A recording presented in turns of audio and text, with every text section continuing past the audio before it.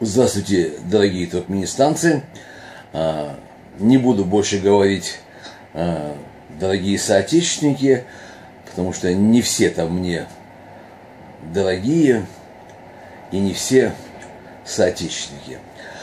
Сегодня я хочу поговорить, видео будет достаточно длинное, и я попросил бы вас всех набраться терпения, посмотреть его до конца. И хотелось бы, чтобы зрители, они приняли обсуждение в этом и действительно выставили бы комментарии. Не какие-то там глупые реплики, да, а действительно здравомыслящие. И я очень надеюсь, что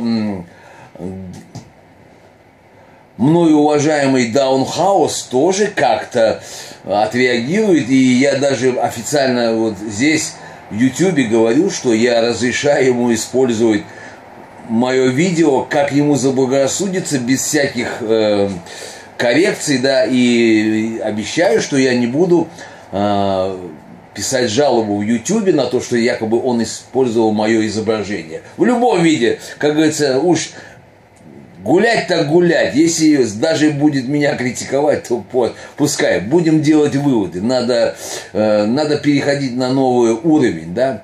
А сегодня я хочу поговорить о таком, о многоформатном вопросах. Это и религии коснется, и возраста, и, может быть, даже, как говорится, и человеческой физиологии. Поэтому наберитесь терпения, и мы посмотрим. Первое, я с чего хочу начать разговор, это, знаете, у мусульман есть такое понятие, как бухтан.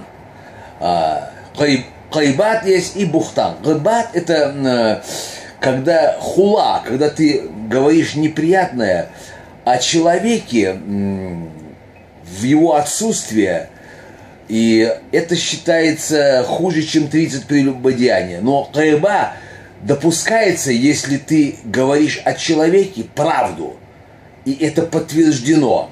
Но, тем не менее, это грех перед Аллахом. А есть бухтан. Это клевета, когда ты говоришь о человеке, приписываешь ему какие-то дела, поступки, не имея на это никаких доказательств, услышав с чьих-то слов. И я хочу сказать, что когда вы слушаете клевету, если вы не задали вопросы человеку, который произносит клевету по поводу доказательств, этот бухтан, этот грех вас тоже захватывает. Вы тоже начинаете к этому относиться. Вы тоже грешник, да? Ну, к чему такое длительное предисловие? Я наблюдал, как господин из Франции на вопрос о Какомураде Хыдырове, и я так думаю, что этот вопрос был заранее заготовлен, потому что вряд ли этот вопрос родился в недрах его секты. Там, по большому счету, люди идиоты, да, и я это им в лицо говорю, да. Ну, не то, что вы психически ненормальные, вы просто недоразвитые в социально-политическом и экономических вопросах, да. Вот, вы, так сказать, вам нужен поводырь. Без него вы никто, вы превращаетесь в стадо горлопанов и крикунов. И этот вопрос, конечно, был заранее наверняка кому-то заказан, чтобы он задал. Такая, знаете, видимость демократии. Вот идет обсуждение. И задали вопрос по поводу, правда ли, что ДВТ основал Какомурад Хыдыров. Ну, я говорю так, что я в эти вопросы не могу касаться, потому что я не присутствовал, да. Опять же, слушать чьи-то слова, даже того самого Какомурада Хыдырова, что он основал, я не буду. Но я могу одно сказать. Господин Курбанов назвал его взяточником. При этом в самом начале, и мне не дадут никто соврать, он везде, Курбанов, говорил, что он и Какомурад Хыдыров являются основателями ДВТ. Кто там из вас первый начал, это уже не важно, да, это не имеет значения. Но вы назвали человека, с которым вы основали ДВТ, это ваши слова взяточником. У меня такой вопрос вам, господин Курбанов. Вы когда узнали, что он взяточник? До или после? Если вы знали до того, что он взяточник, тогда у меня вопрос. А вы кто? Человек, который начинает благое дело с человеком, у которого есть неблагое прошлое. Или вы узнали после? Тогда почему вы не подняли этот вопрос, когда он еще был в ДВТ, так сказать, в середине, допустим, лета, или там осенью, когда вы там обещали вывести всю Туркмению на площадь и захватить власть. Там, помните, за $500 разговор шел. Вот. И вы когда об этом узнали? И у меня такой вопрос. А какие у вас доказательства по поводу того, что он брал взятки? С чьих-то слов или он был пойман? И у вас есть материалы дела и материалы уголовного суда, что он за это понес наказание, что вы после этого стали утверждать, что он взяточник. Когда? Если вы знали, что он взяточник, тогда стоит вопрос о вашем моральном облике. Кто вы такой тогда, который затевает это дело со взяточником? Это значит, вы конформист, вы совершенно человек беспринципный, с кем угодно и что угодно. Это значит, сегодня вы начали со взяточником, завтра вы начнете сотрудничать с Комитетом национальной безопасности, а послезавтра уже и на вас сама власть выйдет. То есть, а что? Поведение в прошлом говорит только о том, что будет в настоящем и в будущем. По-другому никак. И у меня такой вопрос, господин Курбанов. Мы про это все не знали, мы это узнали от других людей. Вот вы среди своих соратников, вот, например, когда я пришел в ДВТ, я рассказал о себе все, чтобы не было вопросов, чтобы меня никто ни в чем не ковырнул, а вот он это сделал. То есть я снял все повестки. Никто мне ничего не мог сказать. Понимаете? А вот про вас стали вылазить всякие интересные вещицы. Что у вас и бизнес был, и фабрика там, или завод, что ли, у вас там был. Вы это скрывали от своих соратников. А почему? И это мы узнали совсем с других источников. И про желтый Запорожец там, или Жигули, что у вас там было, я не понял. Это говорил другой человек, да? Тогда вы кто? Вы человек, который скрывали, такие рода вещи. Почему я об этом почему я не скрывал о том, чем я занимался в Туркмении, а вы скрыли? Значит, было что скрывать. Боялись чего-то. И знаете, вы назвали Какамурада Хадырова взяточником. Вот я тоже занимался бизнесом. Вы понимаете, да, что я, конечно, был не высший дивизион, вот, будем сказать, что я чуть ниже среднего дивизиона, да, но я вам могу сказать, это самый низший дивизион предпринимателей в Туркмении, все платят взятки. Без взяток там невозможно вести бизнес. И вот тогда у меня вопрос. А вы-то чем лучше? Или вы хотите сказать, что вы находились в команде и под патронажем Йоллы Агаевича, ничего никому не давали? Так вот, я вашим, как говорится, апологетам, вашим, так сказать, последователям, я им говорю, ребята, в Туркмении вести бизнес без взяток невозможно. Тогда чем лучше Курбанов от Хадырова? Тот, который берет, и тот туда идет. Могу одно сказать. В Туркмении ни одна контора, ни одно ведомство тебя не заставляет платить. Ты сам начинаешь. тебя ловят, или у тебя есть какая-то проблема, препятствие, и ты приходишь, сам начинаешь договаривать, ты сам предлагаешь, провоцируешь этих людей, чтобы дать им взятку. Тогда кто из нас-то хуже? Я, который предлагает, или тот, кто решает мои проблемы и берет? Объясните мне. Или эти ваши последователи в этом, в ТикТоке, такими вопросами не замудряются, да? Тут главное, что вождь пробурчал. Это самое главное. А я вот говорю вашим последователям, которые за вами там тельняшку на себя порвут. Ребята, в Туркмении такие вещи, как налоговая, таможня, камеральные проверки, без денег никак.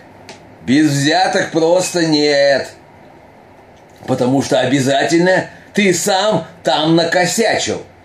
Далее, организовать предприятие. Ребята, землеотвод – это бабки. Потому что кто занимается землей, над ним сидит человек такого же уровня, как Йоллы Агаевич. И тот тоже хочет сидеть шоколадно, как Йоллы Агаевич. И даже Йоллы Агаевич не мог сказать этому: дайте ему землю. Нет, все решается через это. Далее, землеотвод мы сказали, газоснабжение, водоснабжение, электроснабжение. Все это взятки. Взятки и еще раз взятки. И их давал человек, у которого есть какое-то производство. Тогда у меня вопрос. Господин Курбанов, а вы чем лучше, чем, допустим, даже Хадыров, брал? Вы-то чем лучше? Тут, знаете, есть русская поговорка: чья бы корова мычала, а ваша бы молчала. Я-то об этом не говорю. Я никого не обвиняю, но я не люблю, когда один называет другого тем, что он сам это делал. Сейчас я хочу сказать дальше о том, что, знаете, это уже больше к молодежи относится, потому что оппозиции это говорить бесполезно, потому что, у меня есть это право сказать в силу своего возраста, потому что я отношусь по возрасту к ним. Для начала, в качестве вступления, я хочу сказать, что Ленин был такой, Владимир Ильич Ленин. В 1917 году он совершил Великую Октябрьскую социалистическую революцию. Не он один, а его команда. Он 30 лет к этому шел. Ленин стал участвовать в революционной деятельности 17 лет, будучи студентом в университете. И за это, кстати, был отчислен и прочее. После казни своего старшего брата.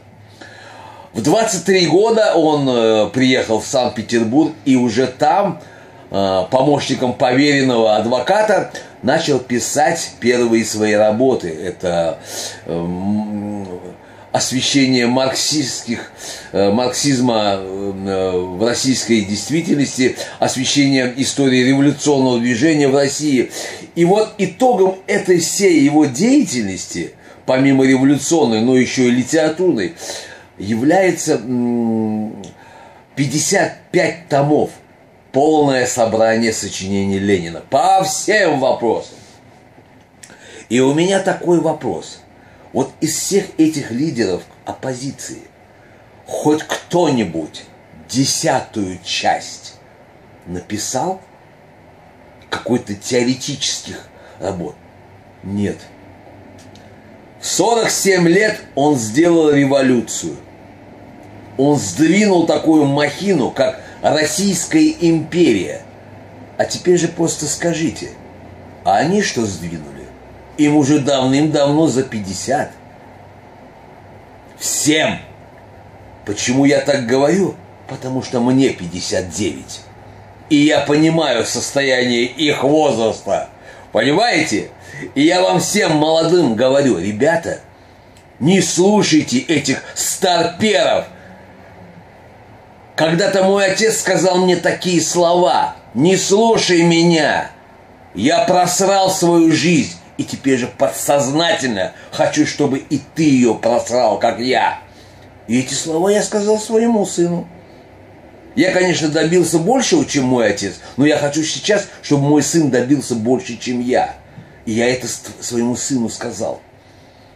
И теперь же я говорю вам всем, не слушайте вы этих старперов. Они просрали, мы все просрали эту свою жизнь, живя под диктатурой, извивались, искали варианты. Сейчас они хотят, чтобы и вы точно так же прожили. Им же будет обидно, если вы станете жить в демократическом обществе, а их жизнь на закате.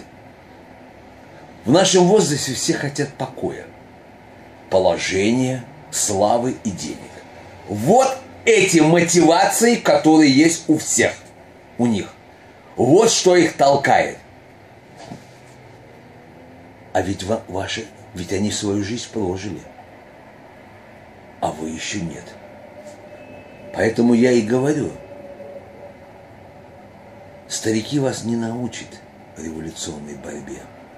Они могут подсказать, посоветовать, но стать во главе нет. Они будут осторожничать, они будут рассказывать ужасы, какие могут случиться, но вот этого задора, этого, как говорится, настроя у них уже нет. Это возраст, ребята. Это возраст. Почему я это говорю? Вы знаете, наша оппозиция – это как любой организм. Если ему не делать клизмы, то там начинают накапливаться шлаки. Надеюсь, Даунхаус найдет применение в слове клизма и в слове шлак. Будет очень любопытно. И поэтому я всем говорю, перестаньте нас слушать, перестаньте их слушать. Ну, вы посмотрите, на что у них ушла ихняя жизнь. Одни рассказывают сказки, другие откровенно лгут и занимаются клеветой. Причем сами они не ангелы. У самих тоже рыло в пуху. Вы знаете, я как-то слушал слова Ходорковского. Он сказал такие слова: по большому счету, все, что я смог в своей жизни сделать, я сделал. Все свои ошибки я совершил. По большому счету, мне самому ничего и не надо, там много не надо. Но если вам нужно, я всегда вам помогу. Понимаете, да? Вот это квинтэссенция нашего возраста. Нормальный человек в моем возрасте, он скажет: ребята, если вы хотите, я помогу. Но если вам это не надо, если вы мне, как этот аленький цветочек написала, потом, правда, удалила свой комментарий, когда получила по заслугам от меня. Вот приезжайте с Какомурадом Хыдыровым, начните, и мы посмотрим, понимаете, мы посмотрим, какие вы гахрыманы. То есть, понимаете, она уже озвучила повестку своего поведения. То есть мы должны потратиться, рисковать на билеты, рисковать своей жизнью, своей свободой, чтобы она посмотрела и решила: ба, гахрыманы, оказывается, когда нас закроют, как закрыли Душемова и Азата Исакова.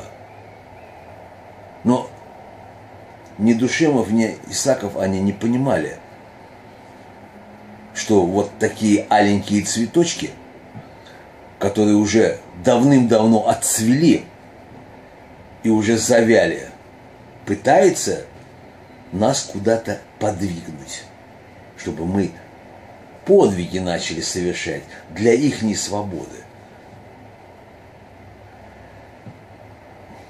Так что это мой ответ и господину Курбанову, и его защитнику или защитнице под ником iBeckett. Дескать, пора, хватит заниматься сплетней. Сплетни — это когда я кому-то сказал, и это держится между ним. Но я это обратился в Ютубе. Было бы возможность ему сказать в лицо: поверьте, уж за мной не заржавеет iBeckett. Я выложу это кому хочешь. И кто знал меня в Ашхабаде, все знали, что я никогда никому, ни на какого башлыка не смотрел. Я говорил то, что думал. И второе, я повторяю, вы путаете понятия. Мое предвзятое отношение, знаете, это когда ты не знаешь человека, и ты его заранее уже не перевариваешь, не любишь, не недолюбливаешь, да, за цвет кожи, за религию, за разрез глаз, за внешние данные. Ты просто его сразу не взлюбил. Вот это предвзятое отношение. Ну, я Курбанова более-менее знал, да, и тут о предвзятости речь быть не может, да. И заметьте, я кого не знаю, я про того человека и не говорю, да. Я не знаю ничего про этих остальных лидеров. Я и не говорю, да. Потому что по отношению ко мне ничего с их стороны не было. Вот если будет, тогда я об этом скажу. И никак не иначе. Но когда ты говоришь про человека, что он взяточник, при этом сам ты ему деньги не давал, у тебя нет никаких доказательств, что он взяточник, при этом сам ты делал это же самое, и пускай даже не пытается говорить, что если он занимался бизнесом в Туркмении, он никому ничего не давал. Не может такого быть. Особенно в команде Йолы Агаевича. Я же говорил, что он хороший человек был. Понимаете? Он всегда всем помогал. Все это очень смешно и в то же время грустно. Надеюсь, я донес свою мысль. Опять же, включайте мозги, не бойтесь задавать вопросы. Все мы ничего не решаем в вашей жизни. И от того, что, как говорится, кому-то станет неприятно, ну что, не делай так, чтобы тебе задавали неприятные вопросы. Не делай так, чтобы люди начали сомневаться. А я говорю то, что думаю. Я видел, я знаю, я слышал. Поэтому мне просто интересно. Мне не интересно мнение этого человека. Я знаю, что он наплетет там. Мне интересно людей, которые будут это смотреть и слушать. Мне интересно, дошло до вас что-то или не дошло? Или вам достаточно вот это, то, что он лапшу вам на уши повесит? А я говорю об объективных вещах. Я не защищаю Курбанова, Камаля Хадырова, ни в коем случае. Даже если такое и было, но я тому не был свидетель, нет у меня права об этом говорить. Понимаете? Нет. Пускай хоть 10 тысяч человек говорит, что мы давали. У меня, я, может быть, думать буду, но вслух произносить не буду. Потому что это бухтан. Это грех, который никогда не прощается Аллахом. И тот, кто слышал и не возразил, и не спросил доказательств, точно такой же грешник. Всего вам доброго. Жду комментарии. Ну и надеюсь, что у кого-то там пригорит. Всего доброго.